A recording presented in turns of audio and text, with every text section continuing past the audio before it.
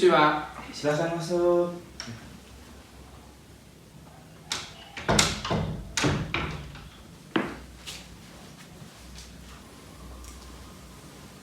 Silakan duduk Mas Syahdu. Pak.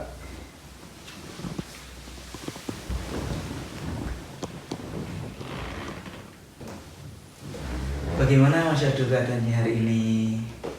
Ya, begitulah, Pak. Lumayan baik. Alhamdulillah kalau baik seperti itu Mas Syahdu. Mungkin Mas Syahdu tahu kenapa alasan Mas Syahdu hari ini dipanggil ke ruang BK? Tahu karena sering bolos. Nah, di sini Mas Syahdu sendiri sudah tahu Mas Syahdu bahwasannya Mas Syahdu dipanggil ke ruang BK. Bapak mendapat laporan dari guru wali kelas dan juga beberapa teman Mas Syahdu bahwasannya Mas Syahdu akhir-akhir ini jarang masuk kelas. Nah, jikalau Bapak boleh tahu nih Mas Syahdu, kenapa Mas Syahdu jarang masuk kelas? Saya di kelas kurang nyaman sih, Pak. Saya lebih nyaman di luar sama teman-teman.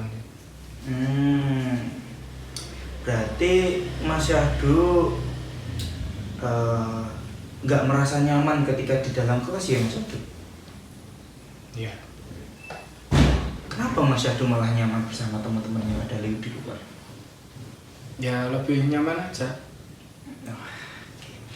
Mungkin sebelum itu ya Mas Syahdu, di sini kita perlu menyadari terlebih dahulu bahwasannya pandangan umum orang-orang mengenai guru BK itu adalah sebagai polisi sekolah ataupun yang akan menghukum siswa.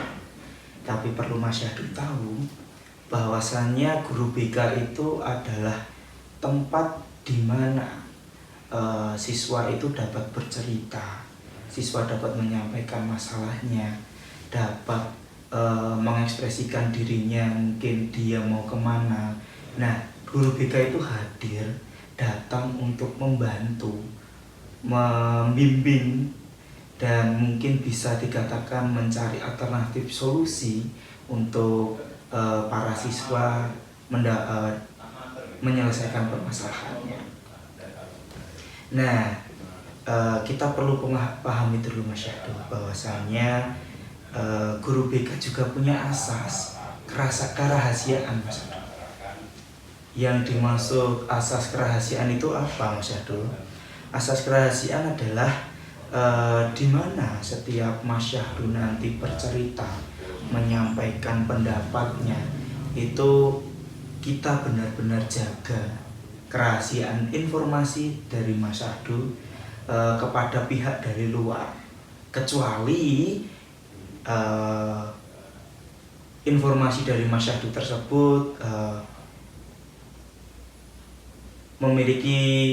mengandung bahaya ataupun mengancam keselamatan Mas Syahdu, Bapak harus segera menyampaikan kepada pihak yang terkait. Nah, agar lebih nyaman Mas Syahdu, Bapak ingin sebenarnya Mas Syahdu itu menceritakan permasalahannya lebih lanjut. Nah, karena mungkin tadi sudah panas-panasan ya Mas Syahdu, Bapak mempersilahkan Mas Syahdu untuk minum terlebih dahulu agar kita enjoy untuk berbicara Mas Syahdu. Silakan Mas Syahdu, kita minum terlebih dahulu.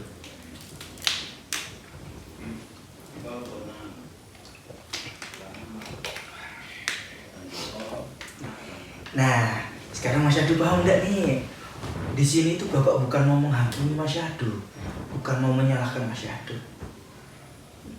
Jadi Bapak mohon kalau boleh Mas Syahdu bisa bercerita lebih lanjut. Apa sih yang mungkin sedang dialami Mas Syahdu sekarang sehingga Mas Syahdu itu sering bolos dan bahkan lebih nyaman untuk keluar kelas dan bersama teman-teman ya mungkin Mas Syahdu di luar kelas nih.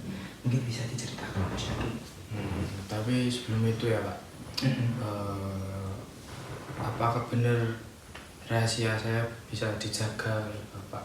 Karena saya takut untuk bercerita dan saya takut kalau masalah yang saya hadapi nanti tersebar luas di lingkungan teman-teman atau guru-guru yang lain bisa tahu masalah yang saya hadapi. Saya nggak mau masalah yang saya hadapi sampai diketahui oleh orang lain sih Pak. Ya, oke Mas Syahdu. Mungkin Bapak perlu menjelaskan lagi. Kerahasiaan itu adalah suatu kode etik yang harus dimiliki guru BK. Bahkan setiap individu dari guru BK itu sendiri Mas Syahdu. Bahkan Bapak nanti sukar untuk menceritakan permasalahan yang dihadapi oleh Mas Syahdu kepada guru BK yang lainnya. Karena itu adalah pribadi dari permasalahan Mas Syahdu sendiri. Masuk ke dalam asas kerahasiaan itu tadi Mas Syahdu. Jadi kemungkinan nanti yang mengetahui permasalahan yang sudah dihadapi Mas Syahdu adalah saya sendiri. Tapi kembali lagi, jikalau nanti permasalahan yang dihadapi Mas Syahdu mengancam keselamatan Mas Syahdu, Bapak harus segera bercerita kepada pihak yang terkait. Bisa jadi kepala sekolah ataupun pihak kepolisian yang dapat menangani. Seperti itu Mas Syahdu. Oh begitu ya Pak. Jadi saya lebih tenang sih setelah Bapak bilang begitu. Mungkin saya bisa terbuka untuk bercerita tentang masalah yang sedang saya hadapi sih Pak. Ya saya bolos, sebenarnya saya kurang suka di kelas sih Pak. Saya merasa tertekan di kelas dan saya mencari jalan yang lain agar saya merasa tenang ya dan nyaman, itu bolos sih Pak. Bisa keluar sama teman-teman, saya merasa keluar dengan teman-teman sih lebih enak sih Pak, lebih nyaman, tenang, enggak terlalu memikirkan hal-hal yang lain sih Pak. Gini Mas Syahdu, Bapak boleh bertanya, apakah ada yang mengganggu Mas Syahdu di dalam kelas? Kalau mengganggu sih nggak ada ya Pak, tapi saya bukan sedikit lagi sih, saya kurang bisa fokus untuk belajar sih Pak. Saya ada rasa tertekan saat belajar di kelas. Oke. Jadi tadi Mas Syahdu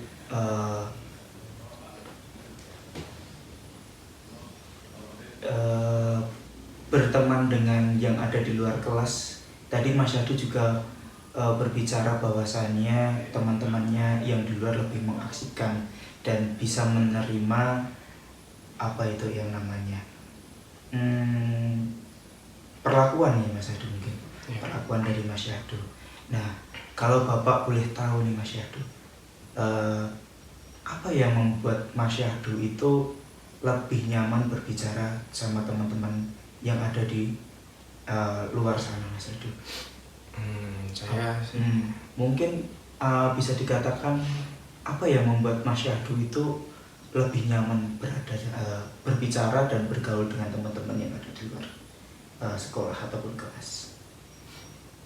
Saya sih sebenarnya lebih suka di luar itu karena Pak, saya di sana bebas untuk ngapain aja, saya bebas mengatakan apa yang saya inginkan. Tetapi jika saya di kelas, saya merasa takut untuk berpendapat atau melakukan apapun. Saya lebih takut sih kalau saya salah nanti guru-guru atau teman-teman yang lain menyalahkan apa yang saya lakukan sih Pak. Itu sih. Oke. Tapi kan Mas Syahdu tidak punya permasalahan sama teman kelasnya Mas Syahdu, atau mungkin sama gurunya Mas Syahdu? Mungkin lebih takut kalau guru itu marah sih Pak. Lebih takut kalau guru itu marah. Sebenarnya kalau guru itu marah ada penyebabnya sih Mas Syahdu. Guru nggak serta-merta marah. Mungkin bisa dikatakan guru itu marah karena Mas Syahdu tidak mengerjakan tugas, ataupun Mas Syahdu tidak mengikuti pelajaran tersebut. Biasanya guru-guru akan berbicara bahwasanya bisa dikatakan marah bahwasanya jika Mas Syahdu tidak mengikuti hal tersebut tadi. Tapi di sini kan Mas Syahdu tidak mengatakan bahwasanya Mas Syahdu itu ada permasalahan yang lainnya di dalam kelas. Atau mungkin kalau Bapak boleh tahu nih Mas Syahdu, apa yang menyebabkan Mas Syahdu itu mengalami hal tersebut? Udahlah, saya pilih bolos gak masuk ke sekolahan daripada nanti di sekolah saya gini-gini. Mungkin jikalau Bapak pikir-pikir, Mas Syahdu tadi tidak memiliki pemahaman di dalam kelas, tidak berseteru dengan teman sebayanya dalam kelas, tapi lebih memilih teman-teman yang di luar, karena teman-teman yang di luar dari Mas Syahdu tadi bisa menerima Mas Syahdu.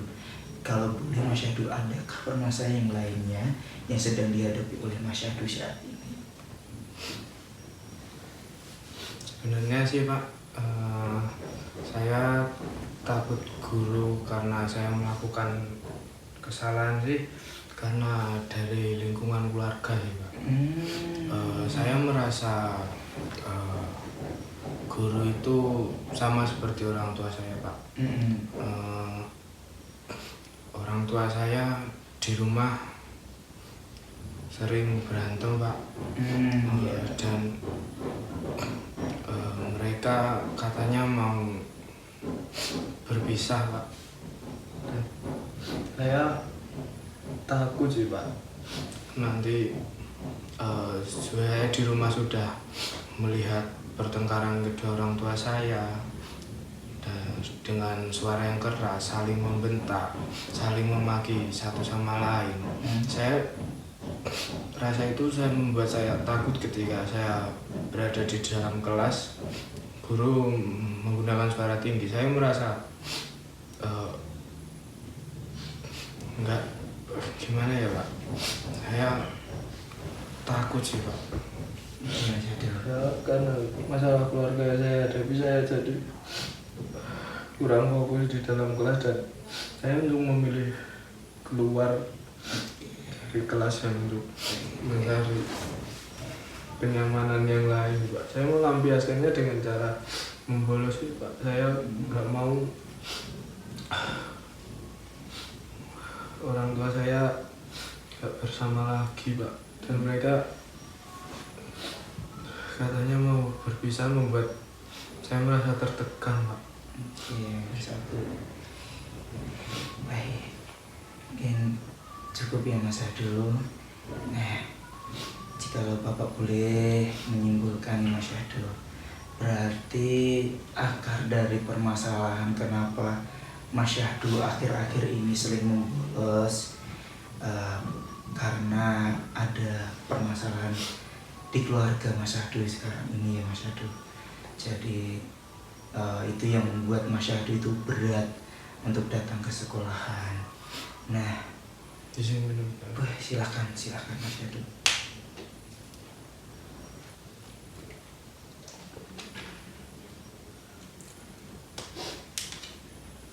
Ya, baik Mas Syahdu. Sekarang gini aja Mas Syahdu, Bapak ingin bertanya Mas Syahdu, dalam kondisi sekarang ini dengan masalah yang sedang dihadapi, mungkin karena kita adalah anak, ya Mas Syahdu, kita adalah anak, melihat kondisi orang tua kita yang seperti itu pastinya susah bagi anak. Nah, jikalau boleh Mas Syahdu, apakah senantiasa Mas Syahdu nanti akan seperti ini terus? Dalam kondisi seperti ini, bolos-bolosan, mungkin Bapak tadi juga mendapatkan data bahwa Mas Syahdu sudah tidak masuk kelas selama 1 bulan, sedangkan Mas Syahdu di sini sudah masuk kelas 3 SMA Mas Syahdu. Berarti kan Mas Syahdu tidak lama lagi Mas Syahdu akan lulus dari SMA. Bukan yang saya takutkan nanti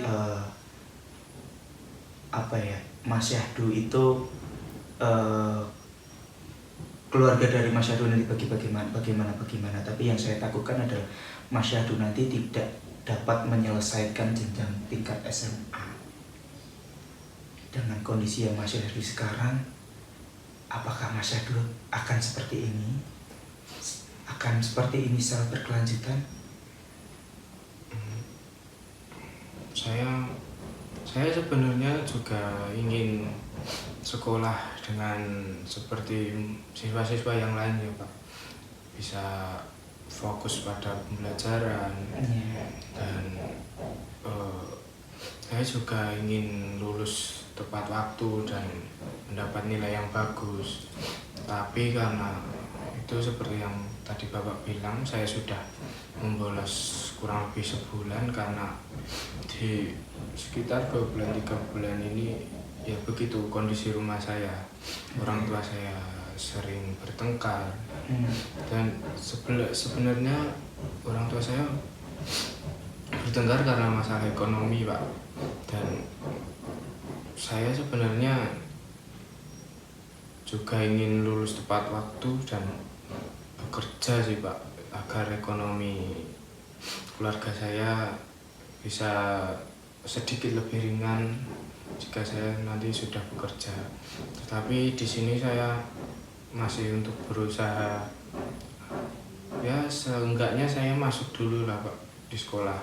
Tapi ya itu tadi Pak, saya masih ada rasa takut untuk masuk di kelas karena terbayang-bayang kelakuan kedua orang tua saya sih Pak. Saya terbayang-bayang guru itu seperti mereka sih Pak. Oke. Jadi gini Mas Syahdu tadi mengatakan bahwasannya Mas Syahdu ingin segera bekerja untuk membantu perekonomian keluarga. Bapak ingin merefresh sebentar bahwasannya Mas Syahdu, pekerjaan sekarang itu menuntut minimal pendidikan adalah tingkat SMK sederajat ataupun SMA sederajat. Nah, berarti agar nanti Mas Syahdu itu tidak susah untuk mencari pekerjaan, mau tidak mau Mas Syahdu harus menyelesaikan jenjang ini Mas Syahdu. Setuju atau tidak Mas Syahdu? Setuju Pak. Setuju ya Mas Syahdu. Nah, Mas Syahdu sudah ingin ada niatan untuk berubah berarti ya Mas Syahdu? Iya Pak, saya ingin berubah Pak. Oke, mungkin gini aja Mas Syahdu, mengenai permasalahan keluarga dan Mas Syahdu takut perlakuan atas guru mata pelajaran memperlakukan Mas Syahdu seperti orang, membayangkan mereka seperti orang tua Mas Syahdu. Kita hilangkan itu dulu. Coba kita berpikir yang lebih positif. Mas Syahdu tahu yang namanya stop thinking mungkin?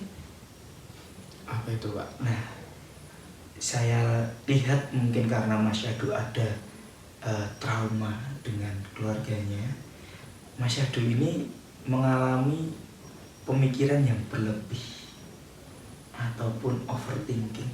Benar tidak Mas Syahdu?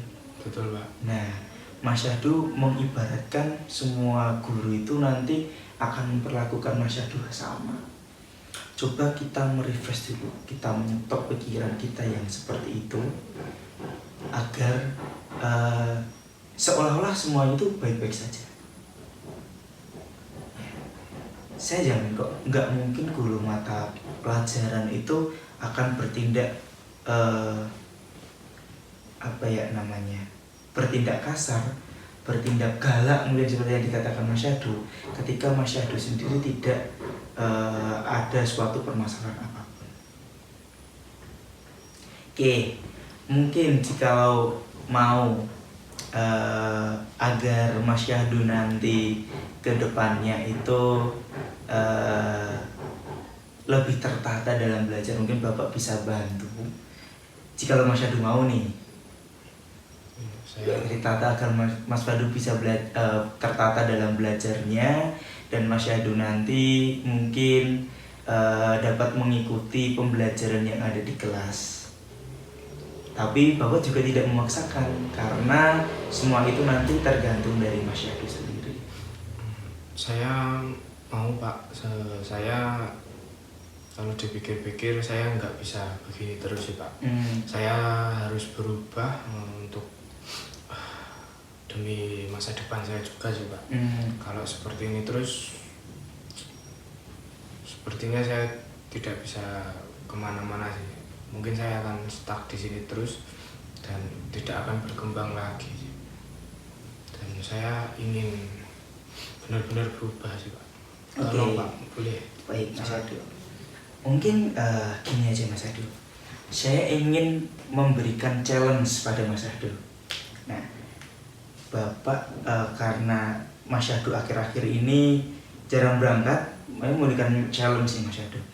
Nanti Mas Syahdu setiap berangkat Bapak beri tidak mungkin nanti Mas Syahdu bisa melaporkannya B absen.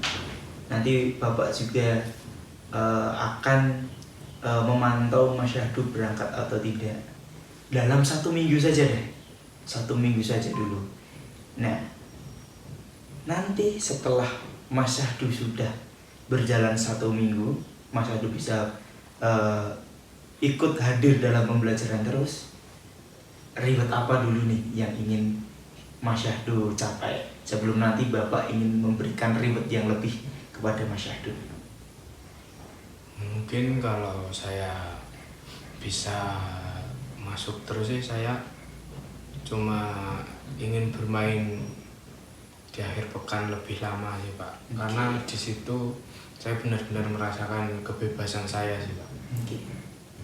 Oke, itu ya Mas Syahdu. Gak apa-apa. Nanti kalau Mas Syahdu selama 1 minggu itu bisa berjalan, Mas Syahdu mau main sepuasnya silahkan. Oke, berarti kita sepakat ya Mas Syahdu untuk nanti selama 1 minggu akan Bapak pantau absensi dari Mas Syahdu. Oke, untuk mengenai belajar, karena nanti waktunya tidak cukup Mas Syahdu.